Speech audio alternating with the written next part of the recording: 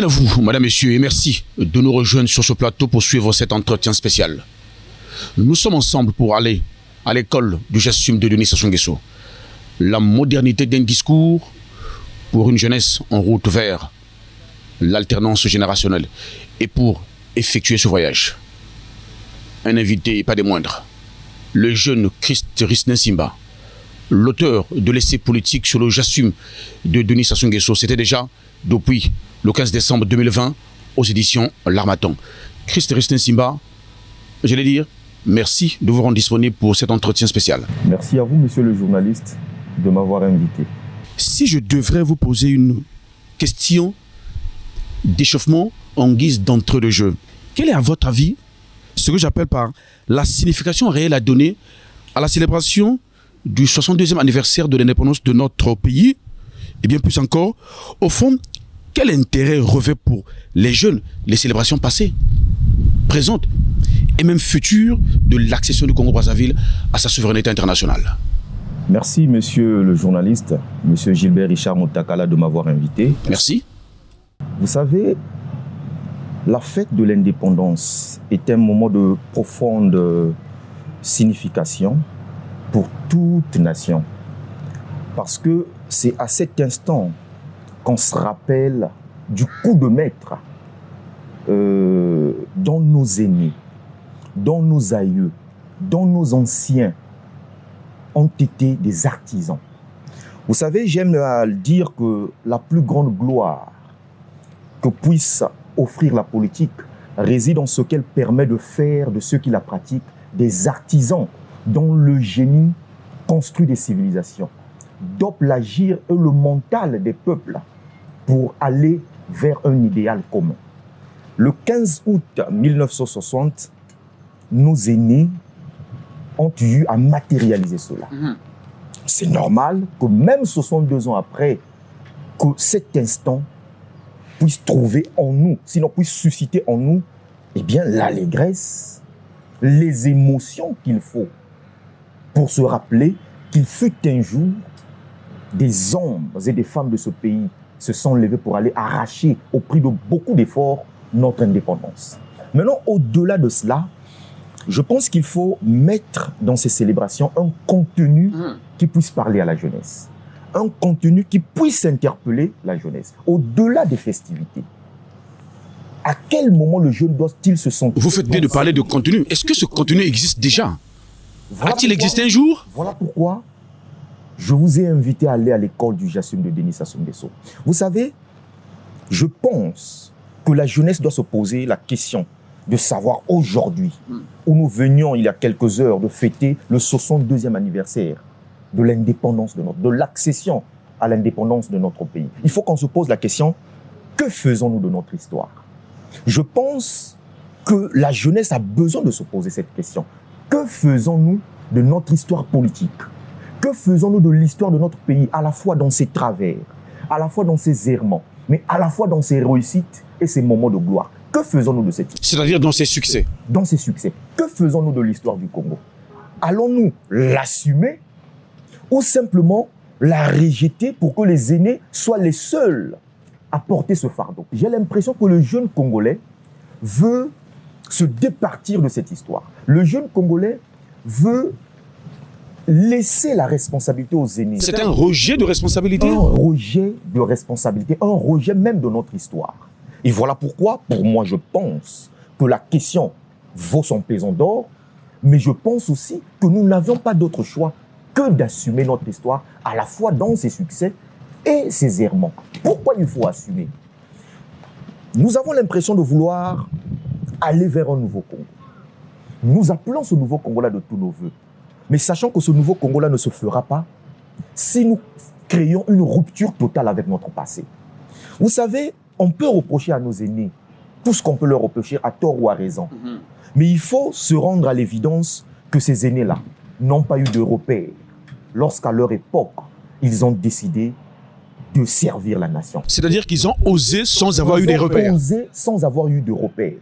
Nous étions dans un État ou dans un pays ou dans une colonie, pour dire vrai. Les aînés voulaient marquer la rupture avec le colonialisme. Les aînés voulaient aller vers un Congo réalisé, mais ils n'avaient pas de repères. À qui ils pouvaient s'identifier? Je ne le dis pas pour dédouaner les aînés, mais je dis pour que nous soyons dans une démarche de réalisme politique. Les aînés n'avaient pas de repères. Ils ont pris la chose publique, ils ont navigué à vue dans un océan trouble. Et c'était sans compter avec les manœuvres certainement de la métropole, de l'ancienne métropole, qui tentaient de mettre des pots de banane pour finalement faire mentir nos compétences. Pourtant, ces mêmes aînés n'avaient pas l'expérience qu'il fallait. Ces mêmes aînés n'avaient peut-être pas le niveau intellectuel qu'il fallait. Ils ont osé. Ils ont pu faire de ce pays ce qu'il est aujourd'hui. L'idée pour nous d'assumer notre histoire, c'est pourquoi? C'est pour que l'histoire nous serve à notre tour de repère. Le repère que les aînés n'avaient pas eu, nous l'aurons si nous assumons notre histoire. Et l'histoire nous dit quoi? Que chaque fois où nous avons voulu faire mentir la sagesse, chaque fois où nous avons voulu faire mentir le bon sens, nous sommes tombés dans les travers. L'histoire nous dit quoi? Chaque fois que nous sommes rentrés dans des débats de bas étage, nous sommes tombés dans des errements. L'histoire nous dit quoi? Que chaque fois que nous n'avions pas eu un guide, nous nous sommes perdus. Et les paysans vous le diront, même dans une forêt, on a besoin de s'identifier à un arbre, sinon d'identifier l'entrée à un arbre. Les aînés n'en ont pas eu. Et nous voulons éluder cela. Nous voulons refuser les repères que l'histoire a prévus pour nous, pour aller vers un nouveau Congo imaginaire. Pardon, cela s'entend bien. Mais est-ce que pour autant, ces aînés n'ont pas péché singulièrement sur le fait d'avoir manqué d'anticipation quant à la préparation de l'alternance générationnelle? Je reviens sur les indépendances. Quand je dis que les aînés n'avaient pas de repères, il fallait qu'ils s'identifient à qui? Aux colons? Certainement pas. Qui fouettaient les gens? Aux colons qui martyrisaient les gens? À l'apartheid que le colon avait installé? Ou il fallait qu'ils s'identifient à quoi? Ils se sont identifiés à leurs rêves, à leur ambition.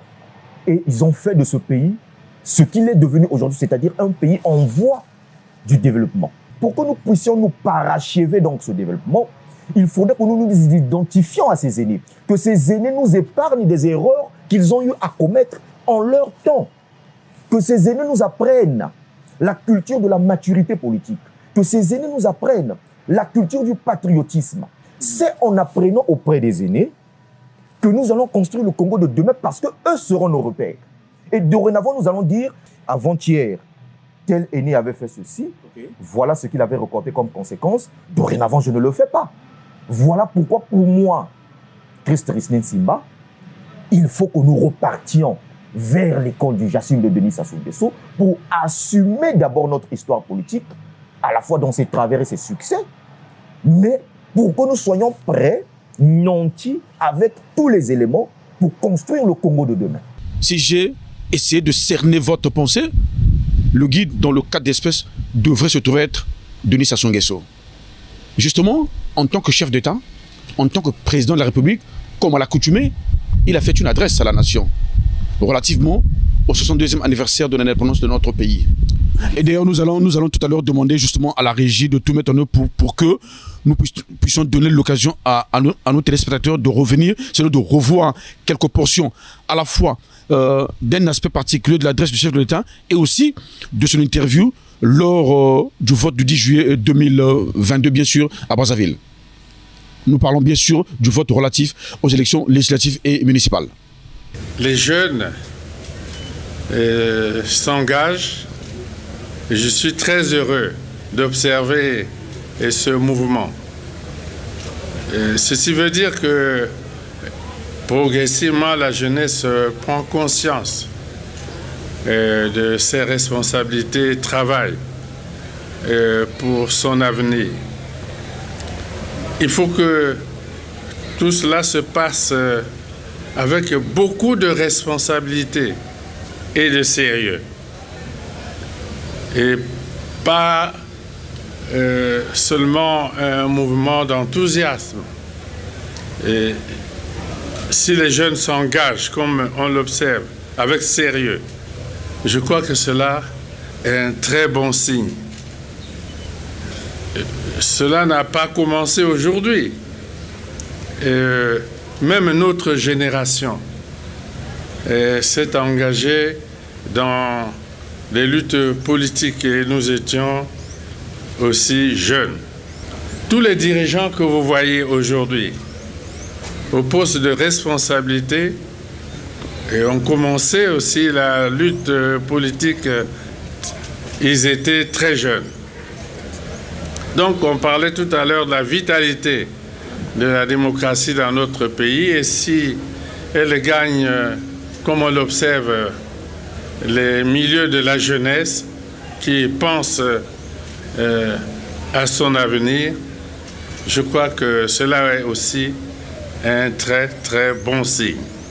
Je salue la présence des jeunes et des femmes en nombre toujours croissant au sein de l'Assemblée nationale et des conseils locaux. Il s'agit d'un élan qu'il importe de conforter pour évoluer vers une transition intergénérationnelle responsable et positive, ainsi que vers l'objectif parité. Pour tenir ce cap, j'appelle les jeunes élus à faire leur apprentissage assidu auprès des anciens et à l'école de la vie. Une école de la vie qui n'est pas toujours aux ordres de la facilité, de la gloire et du non-effort. Monsieur le journaliste, vous venez de suivre les deux extraits. Je ne sais pas si, comme moi, vous avez senti la profondeur des mots. Il faille à un moment que nous migrions vers l'analyse politique vraie, avec objectivité. Et tranquillité d'esprit. Tranquillité d'esprit. Vous savez, un chef de l'État est un père. Un chef de l'État a aussi la responsabilité d'éduquer son peuple. Parce que c'est un leader. Quand un chef de l'État parle à son peuple, mais son argumentaire doit être construit en fonction des éléments palpables. Vous n'allez pas être au Congo et pour vous attendre à un discours édénique ou un discours martien. Mais le président qui est un père se rend compte que ce qu'il a depuis longtemps prêché à ses enfants n'a toujours pas été mis en œuvre. Soit par un manque de volonté de ses enfants, mais la responsabilité d'un père, c'est de revenir sur cette leçon. Quand Denis, je sais que vous faites allusion, en parlant du déjà vu, vous faites allusion à cette parole du président, là où il dit un peuple qui ne produit pas ce qu'il consomme n'est pas un peuple libre. Mais parce que pour beaucoup, c'est une répétition, non? Une répétition pour mieux assimiler la leçon.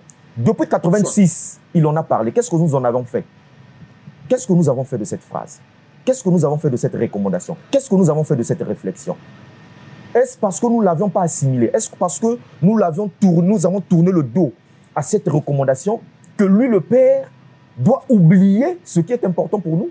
Je vous ai dit tout à l'heure que la plus grande gloire qu'il puisse offrir la politique, c'était quoi? C'était résider en ce que cette politique, que la politique permet à ceux qui la pratiquent d'être des artisans, d'être des architectes qui doivent construire des civilisations. Mais la construction d'une œuvre se fait aussi par la répétition. Donc pour moi, ce n'est pas du déjà vu. Au contraire, pour moi, c'est une interpellation. Et, tenez-vous tranquille, l'histoire a toujours donné raison à Denis Sassou Nguesso. Faisons tout pour que demain, l'histoire ne lui donne plus raison sur ça, en ce qui concerne l'agriculture. Sinon, lui nous dira, j'en avais parlé, j'en ai parlé pendant 30 ans. Qu'ont-ils fait pour écouter ce que je disais? Maintenant, pour revenir à la quintessence de ce discours, Denis Sassou Nguesso demande à la jeunesse, c'est vrai qu'il parle de la jeunesse élue, des jeunes députés qui viennent de rentrer, qui viennent de faire leur entrée à l'hémicycle. Mais l'apprentissage concerne toute la jeunesse congolaise. C'est toute cette jeunesse qui doit aller à l'école des aînés. Que ce soit politiquement, que ce soit dans un autre domaine, on a besoin d'aller à l'école des aînés. Vous savez que l'expérience est plus importante que le diplôme. Ça veut dire que même dans une administration publique, où il y a un aîné qui connaît les rouages de l'administration, toi, jeune diplômé, tu auras besoin de capitaliser sur l'expérience de l'ancien. Et voilà pourquoi je dis que ce message, par extension, s'adresse à toute la jeunesse. Maintenant, la question qu'il faut se poser, c'est vers quelle école aller pour apprendre. Vers quel aîné se tourner parce que même nos aînés ont des démons les plus perfides qui soient. Certains de nos aînés. Certains de nos aînés sont maîtres dans la manipulation des masses pour des intérêts égoïstes et personnels. Ce genre d'aîné ne ferait pas un bon professeur. Seriez-vous en train de pointer quelques aînés justement qui auraient péché dans ce sens? Je suis dans le réalisme. Et le réalisme nous impose justement de reconnaître ce qui est visible, ce qui est palpable, ce qui existe. Qu'il y a des aînés qui excellent dans le mal, entre guillemets. Mais cet aîné qui excelle dans le mal, ferait-il un bon professeur? Voilà pourquoi. Moi, je pense que dans ce pays, nous avons une unité de mesure. Nous avons une leçon politique, la plus grande, la plus sérieuse qui nous a été donnée par un homme politique d'exception. Et cette leçon politique, à mon avis, doit être l'unité de mesure de cette formation à laquelle la jeunesse doit aspirer pour l'alternance générationnelle. Et cette école, justement, c'est le Jassum de Denis Sassou Nguesso. Il faudrait que les jeunes aujourd'hui aillent à l'école du Jassum de Denis Sassou Nguesso pour apprendre à la fois le leadership politique, à la fois le développement personnel, mais à la fois le patriotisme. Les trois éléments réunis feront donc de nous autres jeunes des hommes d'exception pour un Congo d'avenir qui sera exceptionnel. Pardon, qui c'est Simba? Et là, justement, on va devoir poser le débat, et ça devient très sérieux. Vous nous invitez à l'école du Jassum de Denis Sassou Nguesso. Comment les jeunes vont à la fois devoir s'intégrer dans cette école du Jassum de Denis Sassou Nguesso? Comment ça va se passer? Vous nous parlez d'une institution à venir qui devrait être quelque chose de visible, de palpable. De quoi devrait parler cette école? Lorsque vous parlez d'aller à l'école du Jassum de Denis Sassou Nguesso, vous nous amenez à quelle école? Il faut d'abord s'intéresser à ce discours. C'est là le premier effort à faire. Mais combien de Congolais, combien de jeunes politiques ont ce discours? Vous savez, d'aucuns peuvent penser que le Jassum appartient à Denis Sassou Nguesso. Le Jassum appartiendrait au PCT, que le Jassum appartiendrait limite à la majorité présidentielle. Mais le Jassum appartient aux Congolais et au Congo. J'ai même envie de dire que Denis Sassou Nguesso n'a été que le canal par lequel le monde intelligible, avec ses mânes, avec ses génies, ont fait transiter ce message ô combien salutaire pour notre pays. Monsieur le journaliste, j'ai même envie de dire que c'est le Jassum qui a engendré la démocratie dans ce pays. C'est le Jassum qui a engendré la marche vers le développement dans ce pays. S'il n'y avait pas eu le Jassum, le Congo serait peut-être aujourd'hui un pays dévasté, ruiné par la guerre. Peut-être que vous et moi, nous ne serions pas là dans ce beau cadre, en train de parler aux milliers de téléspectateurs qui nous suivent. Le Jassum a sa place. Et ça, malheureusement, il appartient aux institutions, j'ai envie de dire aux partis politiques, de se saisir de ce discours qui n'appartient pas à une idéologie quelconque ou à une idéologie spécifique, mais qui appartient à tout le gratin politique pour en faire ce que de droit, j'ai envie de dire, pour donc permettre à la jeunesse, effectivement, d'aller à l'école du Jassum pour apprendre le leadership politique, pour apprendre la maturité politique, mais aussi pour apprendre le patriotisme. Alors, Christian Simba, prenons les choses séquence par séquence. Mais commençons dès le départ. Ce Jassum de Denis Sassou Nguesso avait-il réellement été compris déjà par la formation politique de Denis Sassou Nguesso en tant qu'acteur politique? Permettez-moi de vous brûler la langue.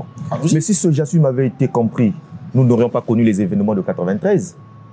Si le Jassum avait été compris, nous n'aurions pas ramené Denis Sassou Nguesso dans les débats de bas étage. Comment voulez-vous Monsieur que le journaliste, allez à l'école du Jassum pour d'abord comprendre la quintessence, la pertinence, la substantifique moelle de cette déclaration. Monsieur le journaliste, il n'y a pas eu une leçon politique dans ce pays qui vaut le pesant d'or du Jassum de Denis Sassou Nguesso. Permettez-moi de vous dire ceci, monsieur le journaliste. Le nationalisme de Marien Ngouabi avait été mis à l'épreuve de la mort. Mais à ce moment, même la mort n'avait pas suffi pour le faire rebrousser chemin. Il est allé jusqu'au bout de son nationalisme. On peut donc aussi dire, par extension, vous me le permettrez, que Marien Ngouabi est l'agneau immolé de l'histoire politique de notre pays. Parce que si l'on en croit ces paroles, son pays était donc sale et il a fallu que son sang coule pour le laver. Mais le sang de l'agneau immolé ne suffisait pas, monsieur le journaliste. Puisqu'après, nous avons vu ce qui est arrivé. Nous sommes retombés dans les travers. Il fallait donc un agneau comme immolé, qui cette fois-ci ne devait pas verser son sang, mais qui cette fois devait se sacrifier devant l'autel de l'hypocrisie pour que par son humilité et son humanité vienne la démocratie, vienne le nouveau Congo qui devait panser les plaies de l'ancien Congo. Pardon, Denis Sassou Nguesso n'est pas le seul acteur politique congolais par lequel la démocratie est arrivée dans notre pays. L'acte de Denis Sassou Nguesso a pleinement sa place dans l'histoire politique du Congo. Et ça, on n'a pas besoin d'être de l'UPADES, on n'a pas besoin d'être du MCDDI, du PCT pour le savoir ou pour ne pas l'accepter. Cet acte a bel et bien sa place. Denis Sassou Nguesso, s'il n'avait pas assumé, ce pays ne serait pas aujourd'hui ce qu'il est. Nous serons peut-être en ce moment-là dans l'herbe en train de courir, en train de fuir, en train de se cacher dans les cavernes comme les hommes de Néandertal. Donc vous avez raison de me poser la question de savoir si ce discours avait bel et bien été compris. Non. Mais aujourd'hui encore, vous avez parlé de la modernité d'un discours. Mais tout ce que le JASUM a dénoncé est vécu aujourd'hui. Pourquoi? Mais parce que nous n'avions pas compris ce discours. Parce qu'après l'acte du 26 avril 1991, nous avons jeté ce discours dans les oubliettes. Comme pour dire, vous savez, c'est le propre du noir que de jeter le bébé avec l'eau qui aura servi à le baigner. Nous disposons d'un outil, d'une matière, le JASUM en question. Que faire pour le rendre plus visible? Vous-même avez signé un essai politique sur ce fameux JASUM de Denis Sassou Nguesso, publié aux éditions de l'Harmattan le 15 décembre 2020. Combien de politiques sont intéressés, ne serait-ce qu'à votre essai politique à ce propos, comme pour se rappeler ce JASUM de Denis Sassou Nguesso? Voilà pourquoi j'ai accepté tout de suite votre invitation. Je vous ai dit, je répète, Denis Sassou Nguesso envoie le jeune vers l'apprentissage. Mais Denis Sassou Nguesso ne nous dit pas vers où nous devons aller. Est-ce que vous comprenez ce que je vous dis? Parce que Denis Sassou Nguesso n'a pas envie de dire aux gens, allez à l'école du JASUM. Mais c'est à nous autres jeunes qui avions la petite compréhension des choses, de dire aux autres, voilà vers où nous devrions aller. Vous savez, ce discours, moi, je l'ai découvert à travers une histoire un peu malheureuse.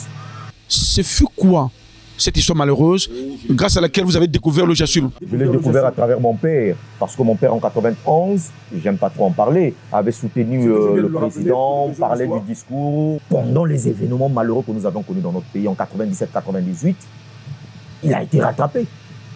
Pour lui dire, mon père biologique, au motif qu'il avait plébiscité le JASUM.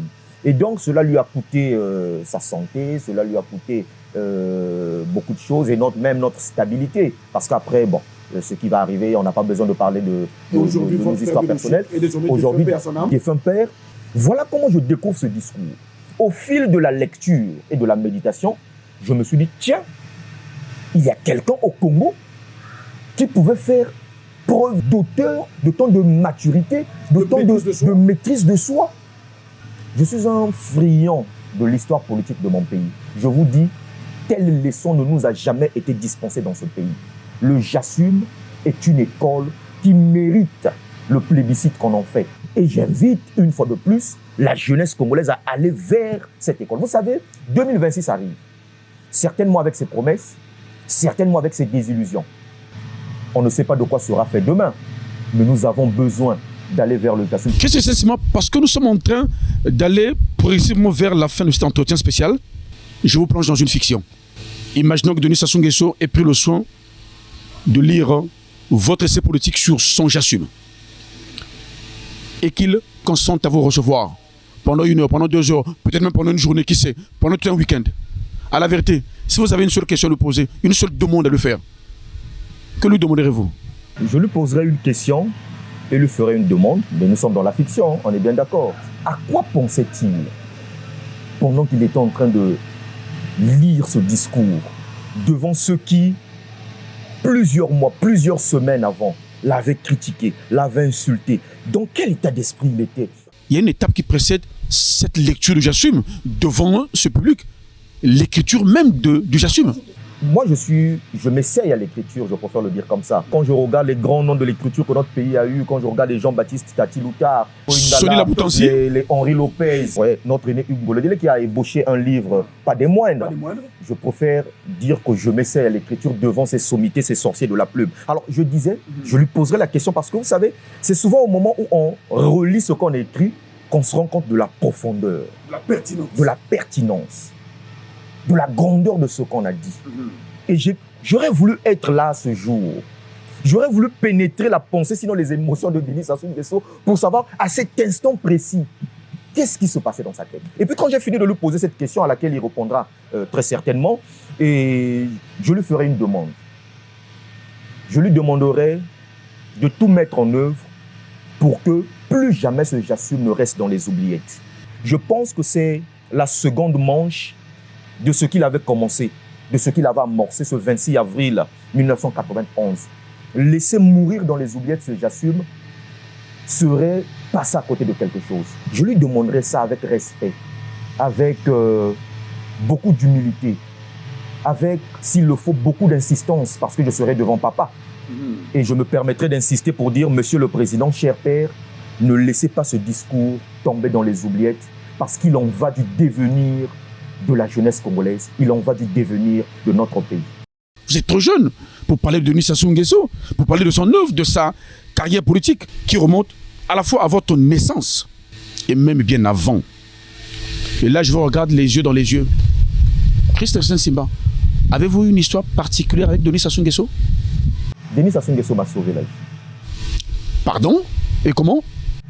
Denis Sassou Nguesso, je vous regarde et je regarde les téléspectateurs. Denis Sassou Nguesso m'a sauvé la vie. Vous savez, j'avais 8 ans quand arrivent les troubles de 98. J'ai fait mes classes, j'ai commencé l'école à la Colombe. Mon père était un cadre de la Socico, la cimenterie donc de l'ETT. J'ai fait mes classes, le CP1, le CP2, en compagnie des enfants métis, les enfants des expatriés norvégiens qui étaient à l'ETT. Donc vous imaginez dans quel environnement je pouvais être. Je vais vous raconter un passage. J'avais 8 ans, nous étions dans un village Saint-Michel. Je donne les références comme ça, les gens pourront vérifier. Saint-Michel. Et donc, nous sommes dans ce village parce que nous étions persécutés, au motif que papa serait un infiltré qui travaillerait pour le compte de Denis Sassou Nguesso. Mais tout ça là, toutes ces prétentions, c'est parce qu'il avait soutenu, plébiscité le fameux Jassoum. Et donc, nous avions été pillés, dépossédés de tout. Et je vous ai dit, dépouillés. Je vous ai dit que mon père a même été brûlé avec des tisons ardents. D'ailleurs, son petit frère qui vit jusqu'aujourd'hui, je vais me permettre de le citer, M. Mbouaka Thomas, qui est encore en Caille, qui vit, on porte les stigmates jusqu'aujourd'hui. C'est très fort. Hein? Vous voyez, mon père est peut-être mort, on n'a plus la possibilité de vérifier, mais à lui, on peut aller le vérifier. Il porte les stigmates. Une réalité qui aura marqué votre famille biologique pour toujours. Un enfant de 8 ans qui voit ça, forcément, il subit un traumatisme. Papa était allé à la pêche, on me prend en otage. Vous imaginez un enfant de 8 ans pris en otage par une cinquantaine de rebelles armés jusqu'aux dents. C'est la première fois que j'entends cette histoire, qui c'est Saint-Simba. Mais c'est parce que c'est pas important d'en parler. Je suis pris en otage, on me dit, tu nous conduis où se trouve ton père, ou on te tue. Je suis donc en train de me perdre, en train d'errer avec eux dans la forêt. Ma maman qui s'était réveillée le matin pour aller ramasser du bois de chauffe, écoute la voix de son fils, l'instinct maternel. Et voilà comment elle vient se livrer. Elle dit, laissez l'enfant, prenez-moi en otage. Et elle me confie la mission d'aller chercher papa. Et voilà comment on ramène maman. Je ne sais pas où. Et moi, je vais donc chercher papa dans la forêt pour lui dire que finalement, papa, les hommes sont arrivés, on a pris maman en otage, voilà. Regardez ce petit passage. Nous sortons de la guerre en 99, fin 99. Nous sommes à Pointe-Noire. Entre-temps, on a tout perdu. Nous vivions dans la rue Mpassa, à Voumou, à Pointe-Noire. Rue Mpassa, numéro 144. C'était une maison, mais il n'y avait pas de meubles. On n'avait même pas de mousse. On dormait sur une natte. On avait une espèce de natte que les parents avaient achetée en Afrique de l'Ouest, qui pouvait faire 5 mètres. C'est sur ça qu'on dormait. Entre-temps, il fallait aller à l'école. Nous sommes en 99-2000. Papa prend le risque d'aller nous mettre dans une école privée parce qu'il se dit, dans une école publique, je ne sais pas, il prend le risque sans rien, mais de nous mettre dans une école privée. Mais nous sommes à l'époque de Dragon Ball Z. Nous sommes à l'époque, ça c'est Dragon Ball Z à l'époque avec Son Goku, Vegeta. Nous sommes à l'époque des Bobo Diouf avec Sike et Siriki. Nous sommes à l'époque de Marimar pour les jeunes filles. Nous sommes à l'époque de top modèle avec les plus grands, Reed Forrester, Brooke. À la récréation, tous les enfants se retirent pour parler de Son Goku. À la récréation, les jeunes filles se retirent pour parler de Marimar. Je vivais dans une maison où il n'y avait pas d'électricité, où nous n'avions pas de télévision. Donc, pas de connexion avec le monde. Deuxième traumatisme. Parce que pendant que les autres parlent de Son Goku, super guerrier, Kamehameha, moi je ne peux pas le faire. Pendant que les autres dessinent Son Goku, moi je ne peux pas le faire, je ne connais pas de quoi ça parle. Deuxième traumatisme, au sortir de la guerre, parce que je suis comme hors société. C'est-à-dire hors de la réalité. J'ai commencé à sombrer dans une dépression.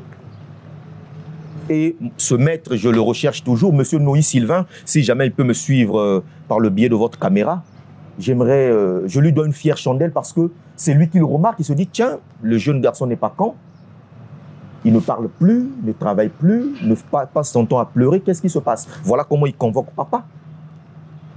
Et au sortir de là, on lui dit, le jeune, au regard de tout ce qu'il a vécu, le jeune a perdu l'espoir sur la réussite. Il faut raviver cette flamme. Il faut raviver cette flamme. Et voilà comment le papa, qui traînait toujours avec son livre, Le Mangé, le fleuve et la souris, puisqu'on n'avait pas de meubles, bon, à ce temps perdu, il feuilletait son livre. Le livre qui compte l'histoire. Voilà comment papa commence à me parler de Denis Sassou Nguesso. Comme pour me dire, regarde Denis Sassou Nguesso. Il parcourait 100 km toutes les semaines. Mais c'était le seul rêve qu'il avait à me vendre. Voilà pourquoi je veux dire que dans un pays, s'il y a quelqu'un qui met tout le monde d'accord sur le fait qu'il a réussi sa vie, c'est le président de la République. Quand on est président de la République, ça veut dire qu'on a réussi sa vie, il n'y a pas de débat à faire. Et donc lui n'avait que ce modèle à me miroiter. Parce que lui-même s'estimait ne plus être un modèle, parce que socialement, il ne pouvait rien me vendre. Tout ce qui s'était passé. Socialement, il ne pouvait rien me vendre. Donc il me dit quoi? Je lui parle du président. Pour moi, c'était tous les jours que Denis Sassou Nguesso parcourait 100 km pour aller à l'école. Il me disait, tu vois le président. C'était comme pour te motiver, pour te dire qu'un espoir était possible. Que même quand on est pauvre, on peut réussir sa vie lorsqu'on y met un peu de sérieux. Parce que Denis Sassou Nguesso était pauvre, parmi les pauvres, il est devenu quand même chef de l'État. C'est là d'où commence mon admiration pour Denis Sassou Nguesso. Parce que je me dis, si lui, l'enfant de la brousse, qui vivait loin dans la brousse, a pu finir président de la République, je n'ai pas le même destin, forcément, mais je peux faire quelque chose de ma vie. Qu'est-ce que vous en savez? Je peux faire quelque chose de ma vie. Voilà comment je reprends goût à la vie. Et les histoires que papa me racontait devenaient mes histoires que j'allais raconter à la récréation. Donc pendant que les autres parlaient de Son Goku, moi je leur parlais d'un enfant de la brousse qui marchait à pied pour aller à l'école, qui était obligé d'aller pêcher pour manger parce qu'il était à l'internat, qui abandonnait ses parents. Et ça m'a donné la rage. J'ai trouvé mon histoire à travers ça. Et c'est de là que part mon admiration. Chemin faisant, j'ai voulu connaître cet homme davantage. Chemin faisant, j'ai voulu observer davantage cet homme. Voilà comment moi, je parle de Denis Sassou Nguesso avec une aisance presque naturelle. Le tonneau manquerait. Parce que c'est toute ma vie, en fait. Qu'est-ce que c'est un symbole, le tonneau manquerait de ressasser tout cela à l'école du Jassim de Denis Sassou Nguesso? La modernité d'un discours pour une jeunesse en route vers l'alternance générationnelle. Vous êtes jeune, curieusement né à l'époque de la conférence nationale souveraine. Votre mot de cœur à l'endroit du cœur de chacun des jeunes qui devraient s'identifier à vous pour qu'ensemble, vous puissiez vous identifier à celui que vous appelez le guide. J'ai cité Denis Sassou Nguesso. J'ai envie de dire à ceux de ma génération et aux plus jeunes que nous avons besoin de Denis Sassou Nguesso. Ne commettons pas cette erreur, ne laissons pas l'émotion guider nos décisions. Nous avons besoin de capitaliser sur son expérience. Nous avons besoin de capitaliser sur son leadership. Nous avons besoin de capitaliser sur son être, sa façon d'être, pour construire le Congo de demain. Voilà pourquoi je vais répéter aux jeunes qui me suivent ce qui était pour moi une parole de motivation que je répète depuis mes 9 ans. Le succès est uniquement au bout de l'effort persévérant. D'ailleurs, je reprends cette phrase dans sa totalité, ce paragraphe. Denis Sassou Nguesso disait, nous devons accepter les nécessaires sacrifices, procéder à des transformations significatives dans ce monde où rien n'est donné, et où le succès est uniquement au bout de l'effort persévérant. Et de l'effort persévérant, disait-il. Sinon, faisons l'effort d'aller à l'école du Jassim du Denis Sassou Nguesso. Beaucoup de toutes celles et ceux qui sont de nos âges, justement, se sont retrouvés dans ces propos, dans ce rappel qu'on venait de faire. Christophe Simba, merci encore une fois de plus de vous être rendu disponible pour cet entretien spécial. J'ai envie de dire que le Congo est un et indivisible. Notre œuvre au niveau de la plume, de la caméra et du micro, c'est de tout mettre en œuvre pour que des acteurs comme vous puissent accepter nos invitations pour éclairer tant soit peu le grand public, pour aider à ce que nous puissions aller de l'avant pour que vive un Congo de grandeur et de puissance. Encore une fois, merci. C'est moi qui vous remercie. Madame, Monsieur, à la prochaine occasion, on aime à le dire à la télé, même heure, même plateau.